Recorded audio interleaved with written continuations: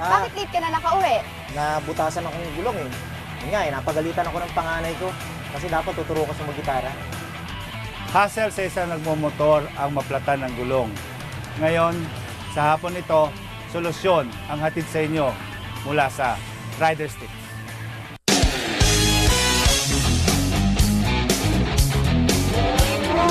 Isang magandang hapon po mga kasambahay. Ako po si Titan Hawk. At ako naman si Riders Eli. Ngayong araw po ito, i-discuss po natin ang proper maintenance po ng gulong po. Kasi karamihan po sa ating mga riders ngayon, hindi po nila alam paano patatagalin po ang buhay ng isang gulong. Kasama po natin ngayon upang tulungan po tayo mag-discuss about sa mga gulong, si Sir Peter. Siya po ang presidente at producer po ng Cycle Seal. Sir Peter, ano po ba yung kadalasan na tinatanong po ng mga riders po natin regarding po sa gulong? Ano po ba yung dapat nating malaman? Unang-una po. Well, first of all, of course, meron tayong mga tinatawag na specs ng gulong, no? Yung tire size. So, yung madalas na tinatawag nating yung first digit, this is a 3-digit code. 90, the first digit is the tire width, no? Ito yung lapad ng gulong. 80, the second digit, this represents the tire height. But this is a percentage of the first digit. So in this case, hindi to 80 mm. This is 72 mm because 80% of 90 is 72.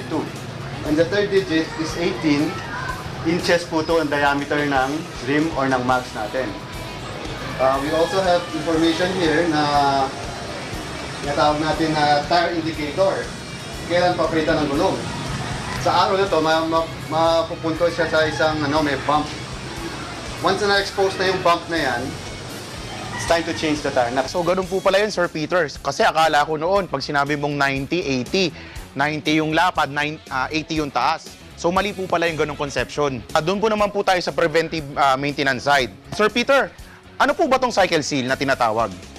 Okay, Cycle Seal is a tire protection system, no? This is a product na iniiwasan natin ang downtime galing ng flat.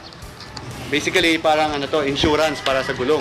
Mali kasi pagka yung gulong natin nakadaan ng pako, nakasagasa ng pako, sisingaw na yung hangin. With this Cycle Seal, mako-coat ng Cycle Seal yung loob ng gulong. It's good for tubeless or tube-type tires.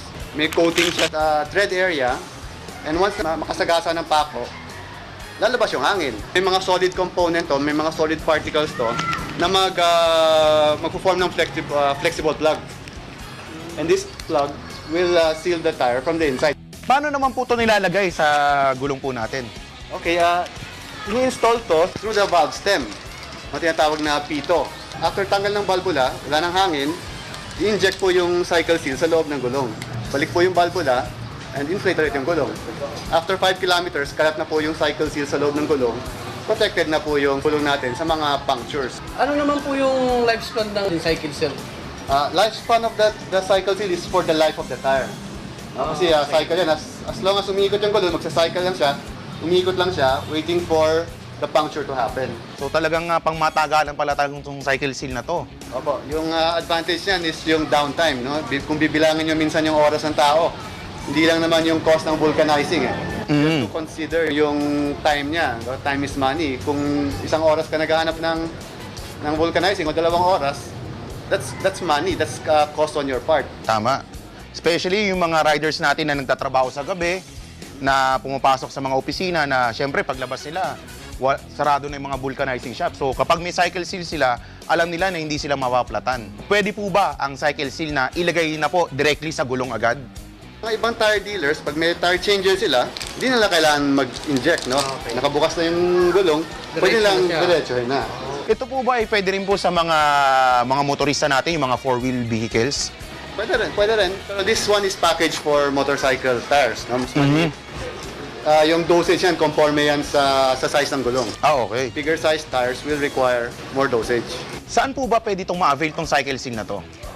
You can look sa Facebook page natin, Cycle Seal Tire Sealant. Meron naman tayong mga dealers list or sa MCP. Maraming pong salamat, Sir Peter, sa inyong oras.